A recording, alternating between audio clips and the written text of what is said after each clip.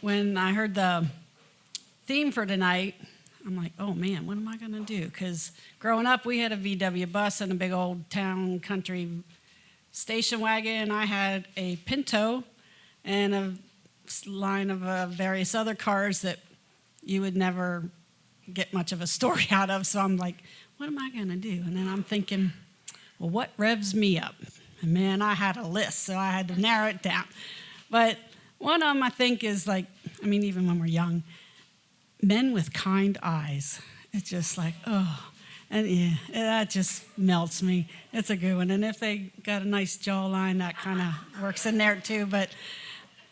And then along with that is chivalry, which is something we don't see much often. But I was at the Pentagon one time, and I went up to, we went where you eat, and I went up to where the drink fountain was, and this young soldier came up, and I was like, well, he's working. I need to let him go first. And he's like, oh, no, ma'am, you go first. I'm like, no, go ahead. Oh, no. And then I'm realizing, oh, this young man is being chivalrous. And I was like, I wanted to hug him, and I didn't think that was quite appropriate to, like, grab this soldier at the Pentagon, so I didn't. But, and then I had a friend that when we would go out to dinner, and one time we was standing by the door, and I like jump in. I'm like, he wanted to open my car door, and I never had that happen before.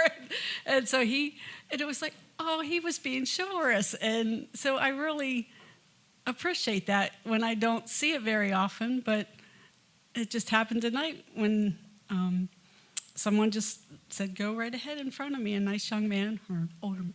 And so that's something that I just love that, and it just doesn't happen a whole lot. But another thing that follows that is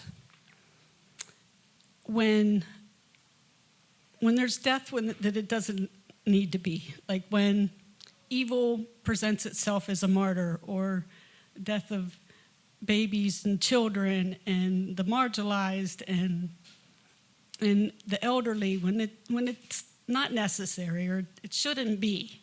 And that just breaks my heart.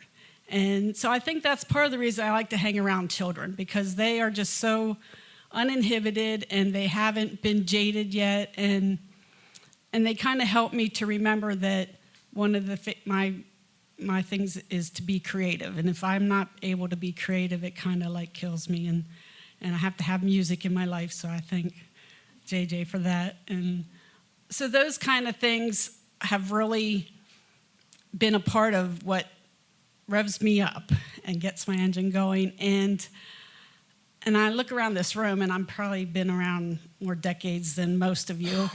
And so I think about the fact that the more I learn that, it helps my adventures that I've had, well, in all the kind of cars I've had.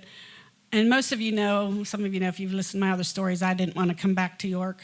I mean, it was like I fought it for a year. I was in, but then I look around this room, and the people that I've met, and the people in this city that I've gotten to know, and just how much that has got me excited and just revs my engine. And so I think for you, if you're younger, just find those things that get you excited, that motivate you, and that you can get on board with, and then that will give you, your journey will be exciting, no matter what car you're in.